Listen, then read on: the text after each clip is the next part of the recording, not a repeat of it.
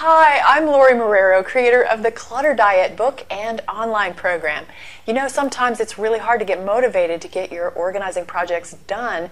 So today I'm going to give you 3 ways to help make it happen. First, you want to make it comfortable. I'm wearing a t-shirt and jeans. If I have to do a really sweaty project in a garage, often I'm going to wear a hat or a bandana, and sometimes I even need a sweatband. Often we will turn a fan on if it's a hot garage as well. And of course you want to have your gear nearby and handy, and you want to have some water so you can keep yourself hydrated. You want to make sure that all the comforts are there that are possible so that the physical things don't distract you from making progress. Next, you want to make it enjoyable. Now this may sound really hard to do, but you can add a little bit more fun to the project by listening to something. So I love to use my iPod. I have on here often an audiobook or a podcast that I'm trying to catch up on. And then if you don't have those, of course, music is always great. You do want to be careful about what kind of project you're working on, because if it requires a lot of concentration and decisions, such as creating a filing system, you probably can't focus on the system and an audiobook at the same time. So that's when you want to switch to music and kind of pace yourself along.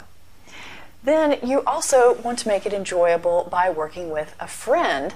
This is a great way to get things done faster, and you can trade favors with this person. So you work on her closet this week and your closet next week. But it's always more fun to work with someone else instead of doing it by yourself and maybe getting demotivated and distracted. Next, you want to make it urgent. Create a deadline. Having a party is one of the best things you could do to get organized, because you know people are coming over to look in your closets or open that bedroom door. So that's the first thing you can try. Another thing you can do is to make a bet with someone. So that same friend that you might want to trade favors with, maybe you make a bet about how much you're going to donate, or you make a bet about who's going to get a project done faster. And lastly, we always recommend having an accountability partner or a motivation partner, if you care to call it that. I've been doing this for literally over 10 years. It's how I got my book written. It's how I do almost anything I need to get done that I'm procrastinating about.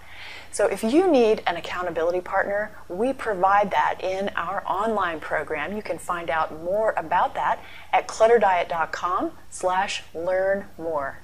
See you next time, and may you always be happy and grateful for having more than enough.